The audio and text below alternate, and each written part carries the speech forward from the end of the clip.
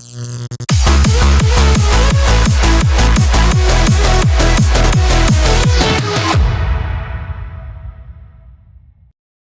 I'm Technikore. Welcome to my second production tutorial.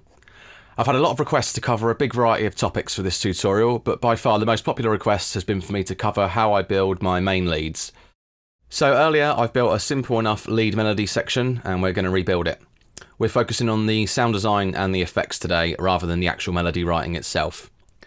The only instrument plugin I've used today is Silent 1 for the sake of simplicity and compatibility. It's one of the most popular soft synths out there and I know a lot of people use it.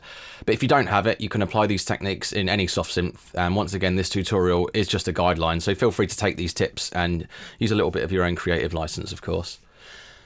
There's 1,000 different ways to make modern sounding happy hardcore leads, and this is just one way that I'm covering it in this lesson. I'll be using a selection of third-party effects plugins too, most notably the Art Acoustics Reverb, which is an incredibly versatile reverb plugin and sounds amazing.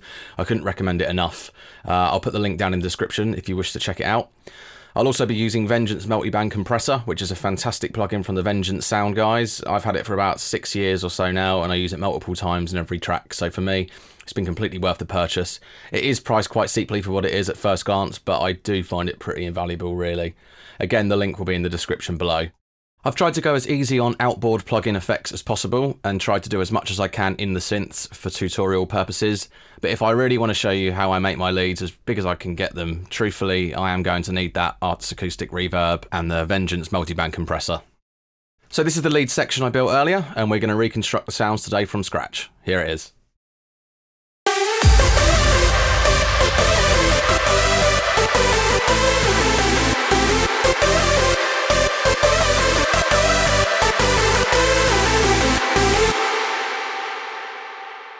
So this whole melody section is made out of 5 separate layers. We've got 3 layers working together in a group to provide the main melody which your ears are homing in on. So here's the first layer, soloed, with effects and without. And if I just bypass the group effects, this is the sound dry. Okay, so the second layer, soloed.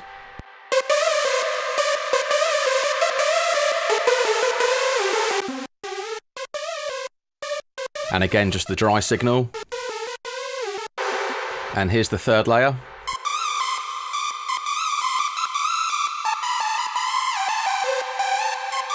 Just the dry signal, effects bypassed. Then there's a separate layer playing a chord variation of the melody.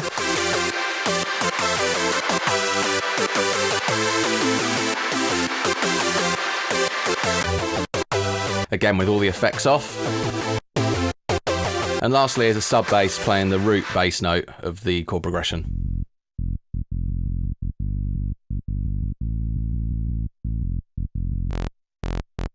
Again, this is the dry signal. This one's literally just been EQ'd. Okay, so I'm just going to close all of these down into a folder now and hide them. And we're going to work from scratch with 5 new instances of Silent 1. So let's get cracking on the first layer.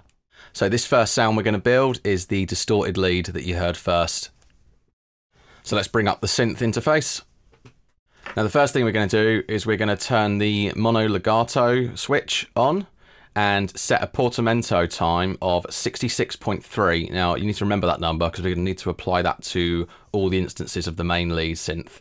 So in terms of the first oscillator, oscillator A1, we are going to essentially leave this untouched. We're just going to leave the initial 5 volume, phase, detune, stereo and pan knobs untouched. We're going to leave the wave as a saw and the voices leave set to 1 with the re-trigger button on. Oscillator A2, we leave the volume on 100%, but we move the phase knob on this one to around about like a 1 o'clock position. Detune, we're going to set to about 10 o'clock position. Leave stereo at 100% and leave pan at 50% as well. I'm going to set the wave to a saw rather than a sine, and voices we're going to set to 7. You can really hear the oscillator thicken up as you increase the voices. We're going to give a little nudge of release. Okay, so now I'm going to turn on the distortion effect in the synth and turn the amount and the dry wet to full, set the clip mode. And this is because of how the filters react to the distortion. It's really handy to have it on now whilst we're setting the filter positions. But before any of that, head to your first modulation envelope, and we're going to assign this to control cutoff A, and we're going to set the amount to the 3 o'clock position.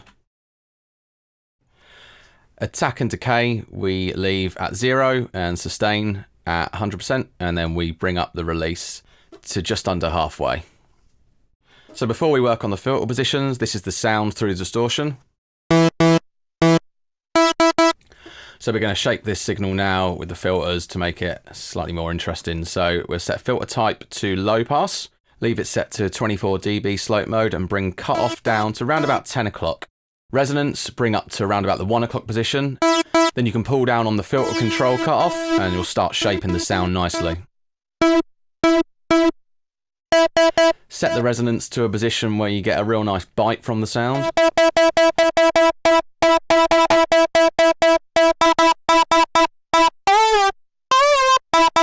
Sounding pretty nice to me.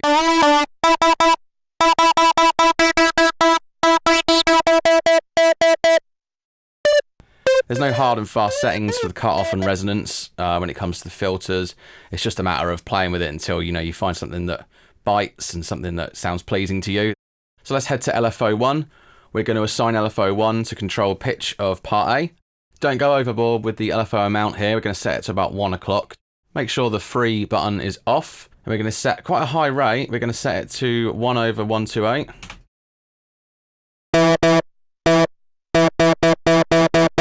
You should be able to hear some real gentle pitch modulation, giving the sound a bit of character. This is with it turned off and back on. What this is doing is it's essentially modulating the signal's pitch really quickly. So now let's head into the synth effects. We're going to go to the chorus. We're going to set dry wet to around about 11 o'clock. Going to set delay to around about 10 o'clock. Bring rate down to just past 10 o'clock. Depth set to about 1 o'clock. Leave the feedback and the width where they are. And here's the effect bypassed.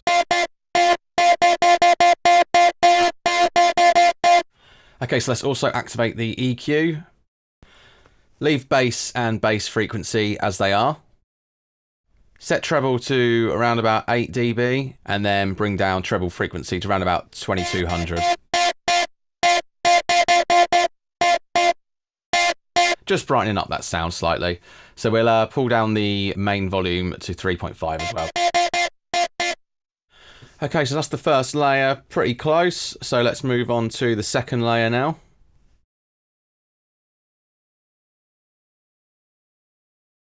Okay, firstly, we're going to head to oscillator A1 and we're going to set the voices to 8 and we're going to turn off the retrigger button.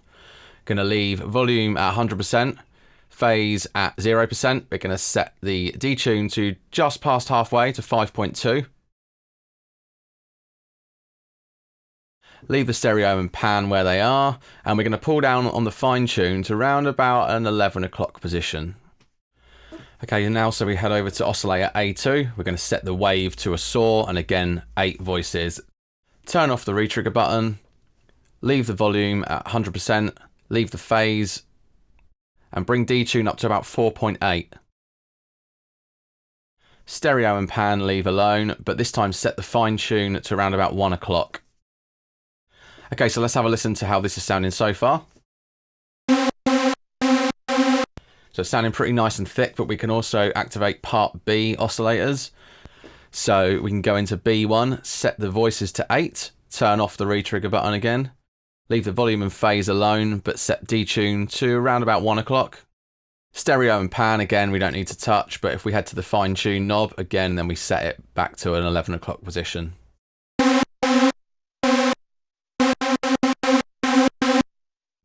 Okay, so now we head to oscillator B2, again, saw wave, voices 8, retrigger button off. This time set the detune to around about 1 o'clock again. Don't touch the stereo and pan, and we set the fine tune to around about 1 o'clock position.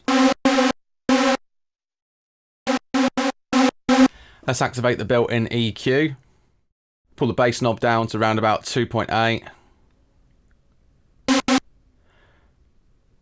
Bass frequency can be pretty much left where it is. And I'm just going to play with the treble to get it sounding sweet.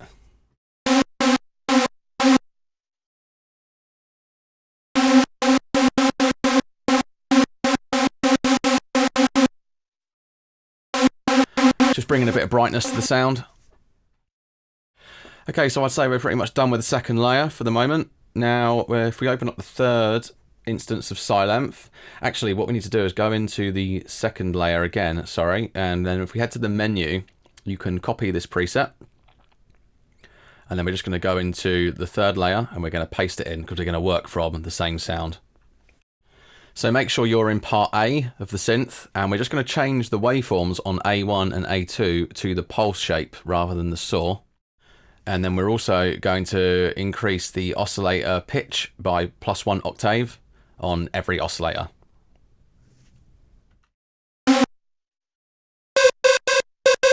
So this layer that's sitting at +1 octave is really going to just make the whole lead scream. Let's grab the MIDI parts that I wrote earlier and drag them onto the respective tracks. Okay, so this is before any balancing or effects, but let's have a little listen to how it sounds right now. Oh, whoops, that's a mistake. I haven't turned on the portamento modes on layer 2 and 3. So let's activate the legato button, and then we set that portamento knob to the 66.3, which is the number I told you to remember earlier, which I've clearly forgotten. Mono legato on. Portamento 66.3. Okay, so this should sound a little bit smoother now.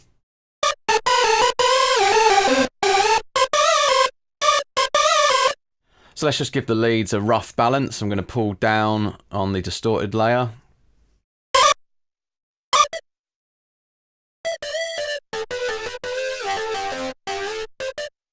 Layers 2 and 3 are way too loud at the moment in comparison, so let's pull those down. And the higher octave layer, I'm going to have the quietest of them all.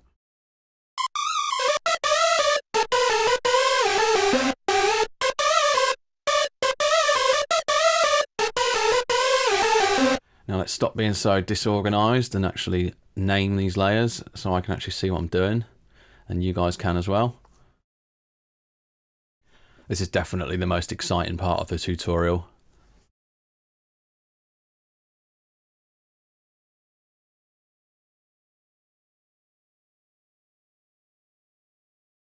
And that's how you rename 3 tracks.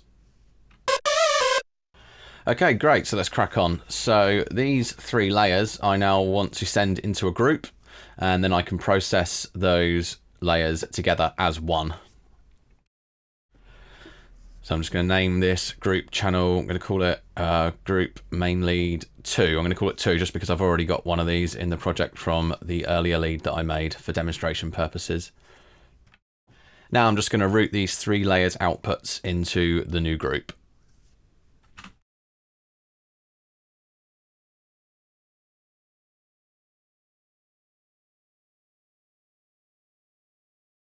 Okay, so all 3 layers are now sitting in the group. So let's get our first insert effect onto the group. And first up, we're just going to add a simple EQ. Now I'm going to do a low cut up to around about 200 Hertz to take out any unwanted bass frequencies in the lead. And I'm also going to do a really extreme high cut. I'm going to set the slope to 96 dB, and I just want to take off all the horrible unwanted top end. See, I don't want this in my lead. It's horrible and it doesn't sound nice.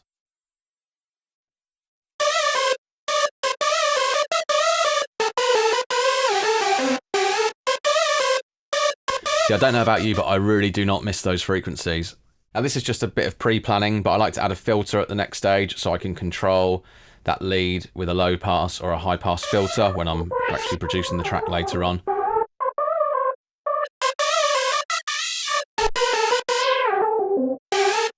So next I want to add a nice little bit of stereo delay. I'm just going to use the built-in Cubase simple plugin for this.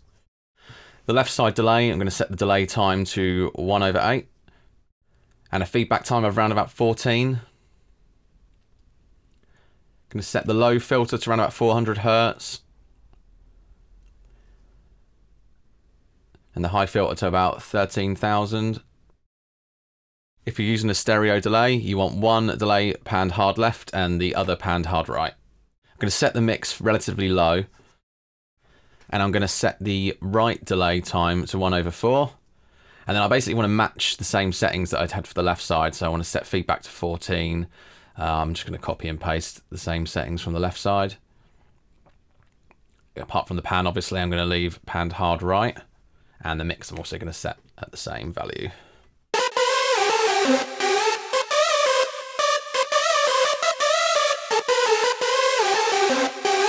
So next is the all-important reverb. So I'm going to add an Art Acoustics reverb. I'm just going to throw down some rough settings here.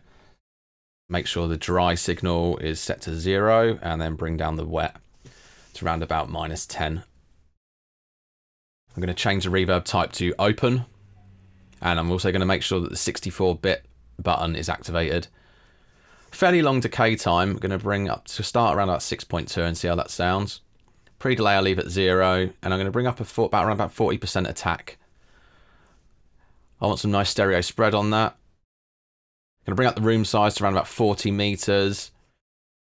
Room width set to around 90. Diffusion I'll leave somewhere in the middle, and density I'm going to set full. So this is the reverb on and then bypassed.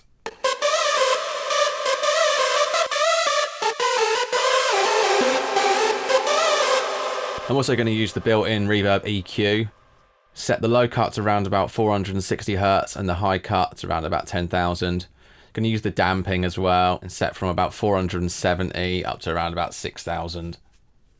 Just play with these ratios slightly. I mean, as I say, this is just rough stuff at the moment. I'm kind of doing this blind without really listening to it, which isn't always the best thing to do. But for the sake of the tutorial, let's just throw these in.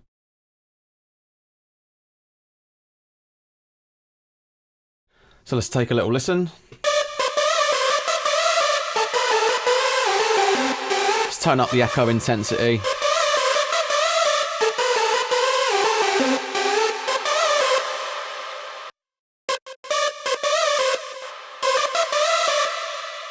Certainly sounding nice and lush. I just feel like the layers need a little bit of a rebalance.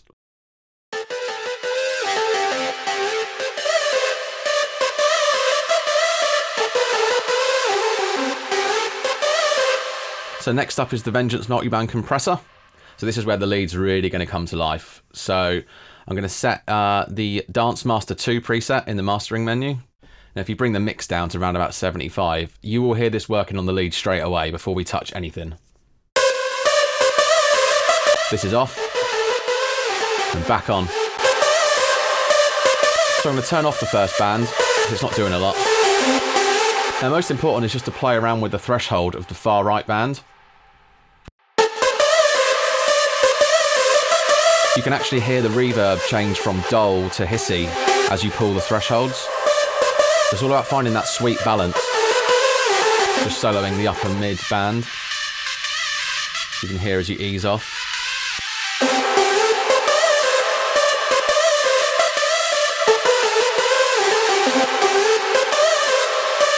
Really important to set this top band at the right spot because too far left and it will sound far too hissy. And too right and it will sound too dull. This is definitely doing the job though.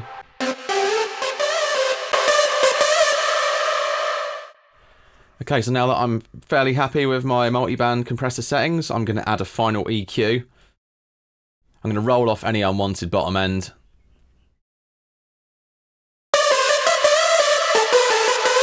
I'm going to try and find a sweet spot for a nice little notch boost.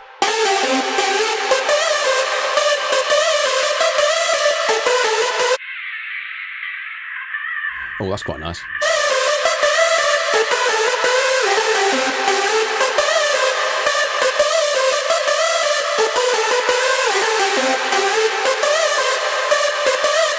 And I'm also going to do a final 96 dB sloped high cut, just to roll off any of those unnecessary, nasty top end frequencies.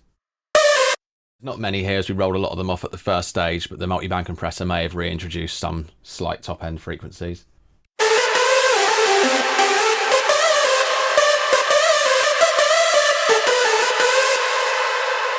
Okay, so that's the main lead, sounding pretty strong. So now all it's missing is the backup chords and the sub layer. So let's pull down the chord MIDI that I wrote earlier onto our blank silent patch.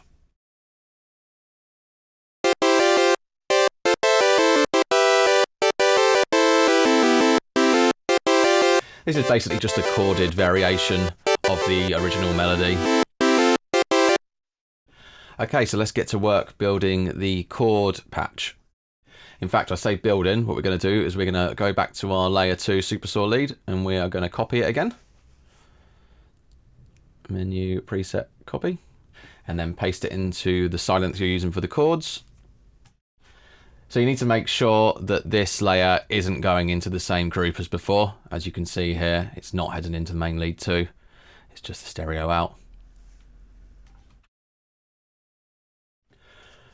Okay, so first and foremost, we need to set the polyphony to 4 because we have 4 notes playing at once. We've got the 3 notes from the chord and a root note as well.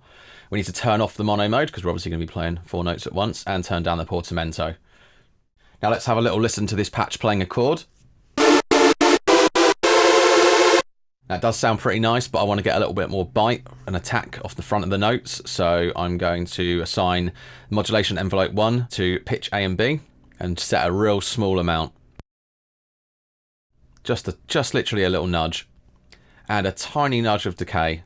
This is going to modulate the pitch at the start of every note very quickly and create a real bitey attack.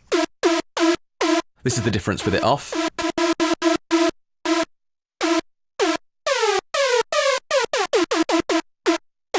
So a real short decay time gives a really snappy bite. So before I do anything else, I'm just going to rename this layer. So I've got an EQ sitting first in the chain, and it's rolling off the bottoms and the extreme tops again. And I'm actually going to copy across the same Art Acoustics reverb setting that I used on the previous lead. I'm just going to pull it across and duplicate it in the mixer. But we are going to open it up and have a little tweak with it. We're going to pull down the decay time slightly. We don't need it to be quite so long for the chords. And I'm also going to drop the wetness down a few dB as well.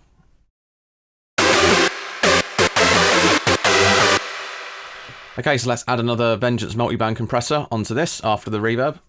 Again, this is going to compress that reverb tail and really bring the sound to life. Dance Master 2 preset again.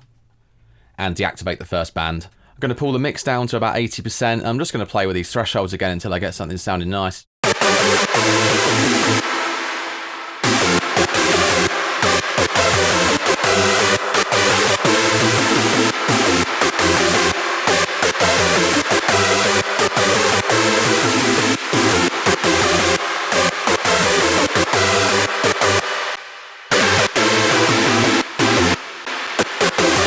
It really is night and day when you bypass that multiband compressor.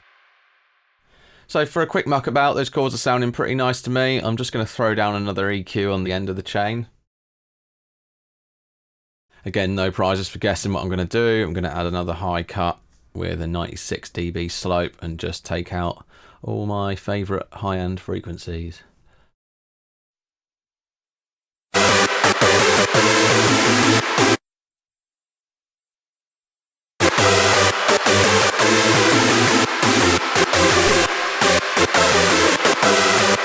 Also going to low cut any of the subby frequencies on the chords. So I'm going to bring the chord volume fader down to 0, and then I'm just going to balance it against the leads.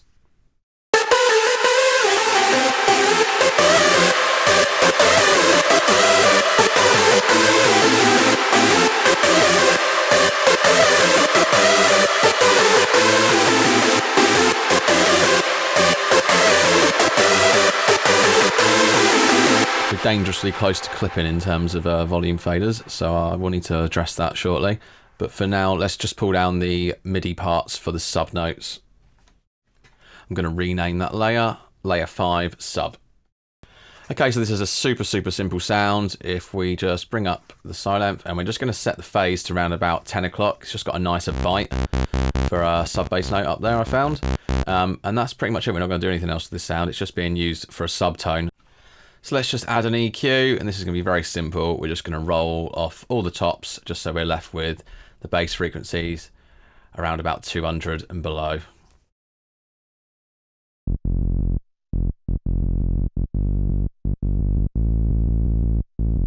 Just going to give a little low end notch boost.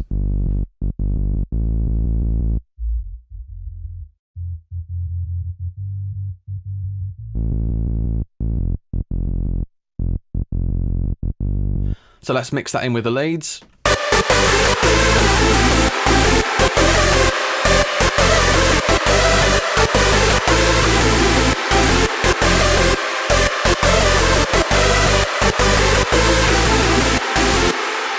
So now the fun part, let's just do a one-to-one comparison with the initial leads section that I built earlier.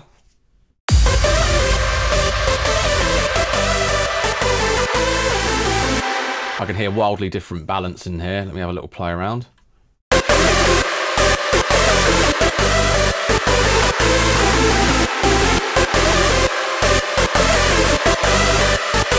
going to dip out some of the mid-range in the chords to clear a bit of room for the main lead.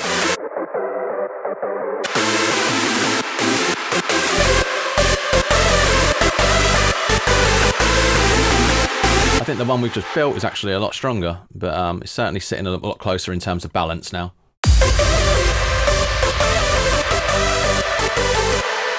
Thank you for watching. I hope you've enjoyed and found this useful. Don't forget to hit subscribe, and I will see you next time. Bye for now.